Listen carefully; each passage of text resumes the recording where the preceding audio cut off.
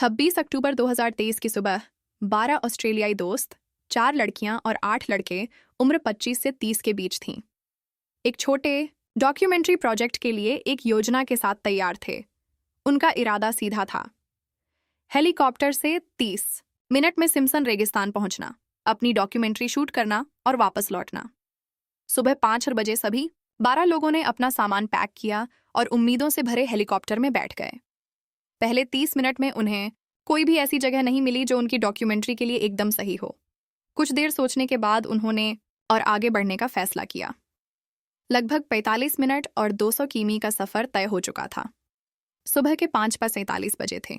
हल्की धूप रेगिस्तान की सुनहरी रेत पर फैल रही थी और वातावरण में एक अजीब सी शांति छाई हुई थी। तभी अचानक एक अच्छी लोकेशन उनकी नज़र में आई जो शूटिंग के लिए बिल्कुल परफेक्ट लग रही थी। लेकिन इससे पहले कि वे कुछ समझ पाते, कुछ ही सेकंड में एक विशाल धूल भरी आंधी तेजी से उनकी ओर बढ़ने लगी। हवा इतनी तेज थी कि हेलीकॉप्टर बुरी तरह हिलने लगा और अगले 2 मिनट तक हेलीकॉप्टर में बैठे लोग और पायलट चारों तरफ सिर्फ धूल और रेत देख पा रहे थे। उनकी आंखों में रेत घुसने लगी और हेलीकॉप्टर बेकाबू होकर नीचे उतरने लगा। तभी एक समझदार लड़का तुरंत अपनी पानी की बोतलें, बैग, मेडिकल किट और अपने साथ लाया गया सारा खाना हेलीकॉप्टर से नीचे फेंक दिया। हेलीकॉप्टर क्रैश होने से कुछ सेकंड पहले उन सब ने हिम्मत करके रेत में छलांग लगा दी। रेत पर कूदने के कारण उन सभी को हल्के फुल्के चोटें आईं। दूसरी तरफ हेलीकॉप्टर रेगिस्तान में गिरकर आग की लपटों में गिर गया और देखते ही देखते जलकर राख हो गया। अब इस विशाल सुनसान रेगिस्तान में वे 12 लोग थे जिनकी 81 दिनों की मौत से लड़ने की कहानी यहीं से शुरू होती है। हेलीकॉप्टर क्रैश की भयावह गड़गड़ाहट धीरे धीरे शांत हो गई। 12 दोस्त हक्के बक्के दर्द में और दिशाहीन रेत के नरम सीने पर बिखरे पड़े थे। कुछ देर तक कोई कुछ नहीं बोल पाया। धीरे धीरे वे एक दूसरे के पास आए, यह देखने के लिए कि कौन कितना घायल हुआ है। उन्हें कमोबेश चोटें लगी थी, हाथों, पैरों और चेहरे पर खरोंचें थीं, और सबसे दुखद यह कि हेलीकॉप्टर पूरी तरह से नष्ट हो चुका था और वे अब रेगिस्तान में अकेले थे, पूरी दुनिया से कटे हुए। मोबाइल में कोई नेटवर्क नहीं था, GPS काम नहीं कर रहा था और वे पूरी तरह से भटक चुके थे। उनके पास जो पानी और खाना था वह मुश्किल से 1 या 2 दिन का था। उनके सामने 2 रास्ते थे, या तो यही मदद के लिए इंतजार करें जिसकी कोई गारंटी नहीं थी, या खुद की कोशिश से रास्ता खोजें। इंतजार करना मतलब निश्चित मौत, क्योंकि कोई नहीं जानता था कि वे यहाँ फंसे हुए हैं। इसलिए वे तय करते हैं कि वे खुद एक कच्चा नक्शा बनाएंगे और सूरज की दिशा का अनुसरण करते हुए आगे बढ़ेंगे। दिन के बीच में सूरज जैसे उनकी ओर आग के गोले फेंक रहा था। रेत का तापमान इतना बढ़ जाता कि पैर चलना असंभव हो जाता। उनके जो हल्के कपड़े थे वे इस तापमान के लिए पर्याप्त नहीं थे। वे अपने बैग और एक्स्ट्रा कपड़ों का यूज करके अपना सिर ढकते और सीधे सूरज की रोशनी से खुद को बचाने की कोशिश करते। पहले दिन ही उनके पानी की मात्रा को सख्ती से नियंत्रित किया गया। हर घोट महत्वपूर्ण था। हर किसी के लिए निश्चित मात्रा में पानी आवंटित किया गया और अतिरिक्त प्यास बुझाने के लिए सूखे भोजन पर निर्भर रहना पड़ता था। पहली रात वे रेत के गड्ढे खोदकर शरण लेते हैं ठंडी हवा से बचने के लिए। रात होते ही रेगिस्तान का तापमान तेजी से गिर जाता है, जो दिन की गर्मी जितना ही असुविधाजनक होता है। सुबह 5 बजे सूरज उगने से पहले ही वे यात्रा शुरू कर देते हैं, क्योंकि दिन के समय चलना बेहद कठिन होता है। रेत के टीलों की बनावट और सूरज की गति को देखकर एक संभावित दिशा निर्धारित करने की कोशिश करते हैं। उनका लक्ष्य कोई संभावित पानी का स्रोत या बस्ती ढूंढना था। चारों तरफ सिर्फ रेत और रेत थी।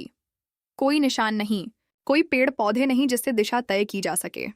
हर टीला एक जैसा लगता, जिससे रास्ता भटकने का डर उनके मन में बैठ जाता। वे पत्थरों से या रेत में निशान बनाकर रखने की कोशिश करते ताकि वापस आने का रास्ता ट्रैक किया जा सके, लेकिन कुछ देर बाद वह भी गायब हो जाता। दोपहर के समय उन्हें कुछ सूखे झाड़ियां दिखाई देती हैं। मार्क ने एक सर्वाइवल डॉक्यूमेंट्री में देखा था कि कुछ रेगिस्तानी पेड़ों की जड़ों से पानी इकट्ठा किया जा सकता है। वे कंटिन्यूअस सूखे पेड़ों की जड़ों को खोदकर थोड़ा रस निकालने की कोशिश करते, जिससे उन्हें थोड़ी राहत मिलती। शाम के समय जब वे एक बड़े रेत के टीले पर चल रहे थे, तभी जेसिका अचानक एक लाल पेट वाले काले सांप पर पैर रख देती है। सांप तेजी से जेसिका के पैर में काटता है और भाग जाता है। जेसिका के पैर से खून निकलता देख बाकी लोग डर जाते हैं। रिक, जिसे सर्वाइवल किताबें पढ़ने की आदत थी, वह तुरंत जेसिका के काटे हुए स्थान को साफ करता है और उसकी जांघ पर कसकर कपड़ा बांधता है ताकि जहर तेजी से ना बहले। उनके पास एंटीवेनम नहीं था, इसलिए वे लोकल तरीकों से जहर सोखने की कोशिश करते हैं। वे उस घायल जेसिका को कंधे पर उठाकर ले जा रहे थे। तभी उन्हें दूर एक बड़ा पेड़ दिखाई देता है। पेड़ बड़ा था, लेकिन उसमें कुछ ही पत्ते थे और सारे पत्ते पेड़ से झड़ गए थे। पेड़ सूख गया था। वे उस पेड़ के नीचे बैठते हैं क्योंकि उन्हें थोड़ी बहुत छाया मिल रही थी। 4 दिन में उनका पानी और खाना खत्म हो गया था और दिन में चलने की क्षमता उनमें नहीं थी। उन्होंने फैसला किया कि वे इस पेड़ के नीचे दिन बिताएंगे और खाने और पानी का इंतजाम करेंगे और रात में ही चलेंगे, क्योंकि दिन में वे 2 या 4 किलोमीटर से ज़्यादा नहीं चल पाते थे और बार बार रास्ता भटक जाते थे। वे जितना भी चलते उन्हें कोई फ़ायदा नहीं होता और ऊर्जा नष्ट होती।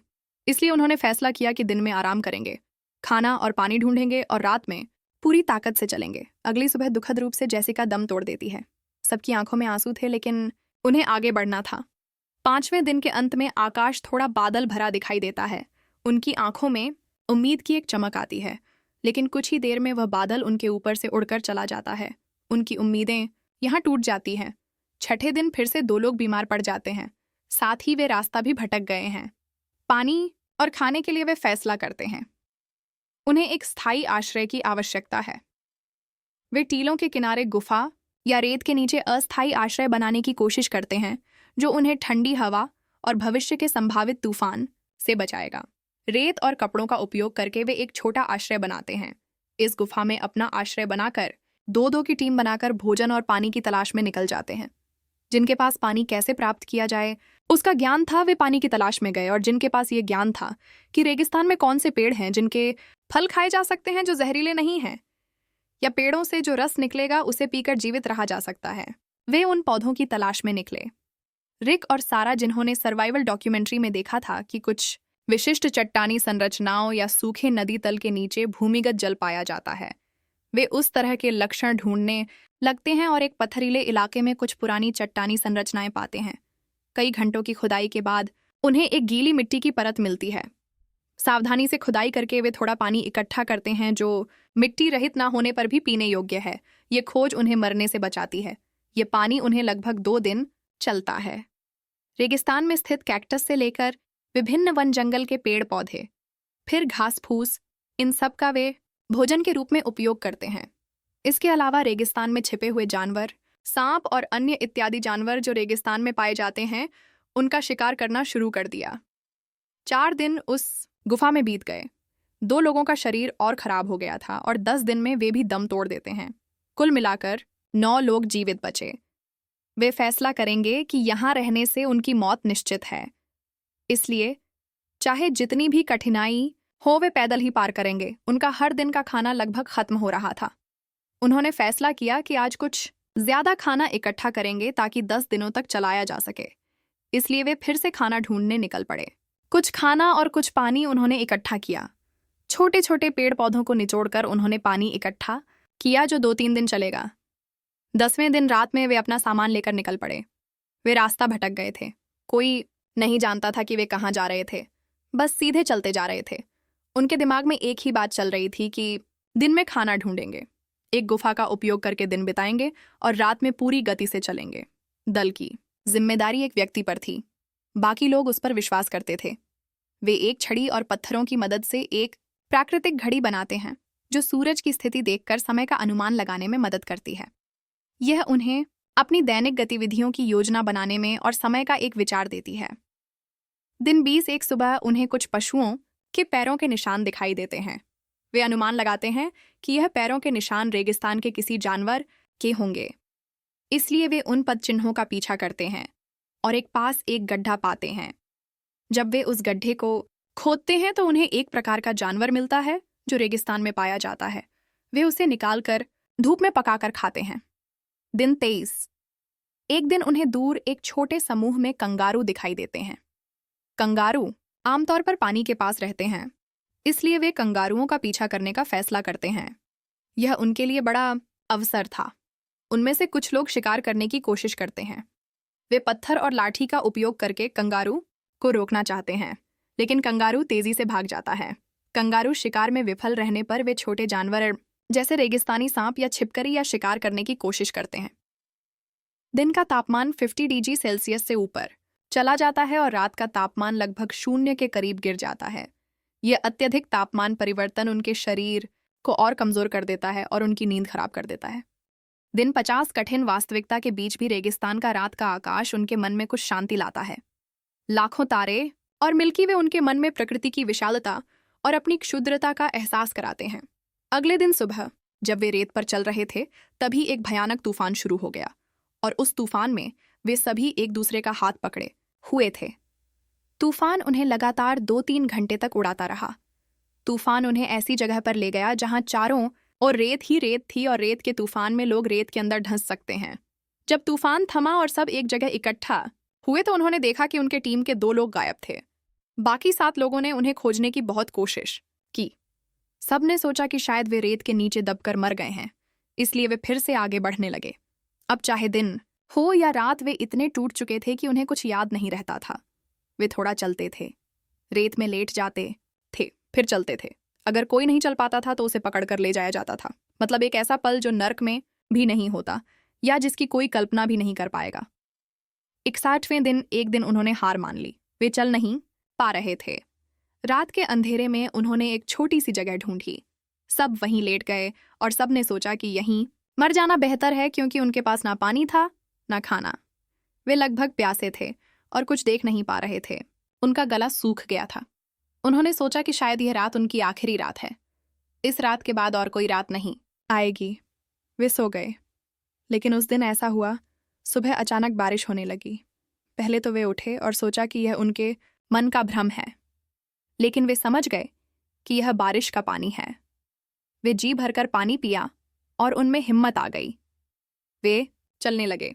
साथ में कुछ पानी जमा कर लिया जो उन्हें 4 से 5 दिन चलाएगा, क्योंकि उन्होंने अपने बैग में कुछ बोतलें रखी थीं। उन बोतलों में पानी जमा कर लिया। इसके साथ ही उन्होंने बैग में से सामान फेंक कर बैग में भी पानी जमा कर लिया, जिससे उनके 5 से 6 दिन आराम से कट जाएंगे। वे अब केवल सांप, मेंढक, छिपकली आदि पकड़कर खाते थे। हर दिन थोड़ा थोड़ा करके 8 से 10 दिन चलते रहे, लेकिन उन्हें कोई घर या बस्ती नहीं मिली। चारों तरफ वही रेगिस्तान दिखाई दे रहा था। 70वें दिन उनकी हालत फिर से पहले जैसी होने लगी। खाना खत्म, पानी भी खत्म। मौत उन्हें पीछे से बुला रही थी।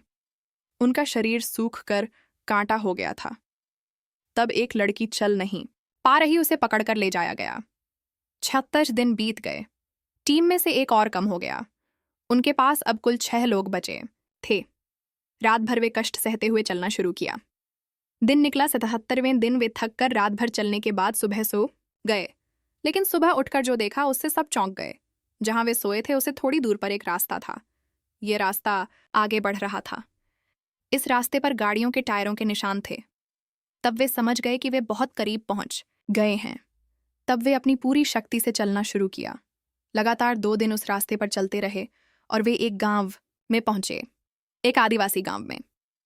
जब वे गांव में पहुंचे तो गांव के लोगों ने उन्हें देखकर समझ लिया और तुरंत उन्हें पानी दिया गया।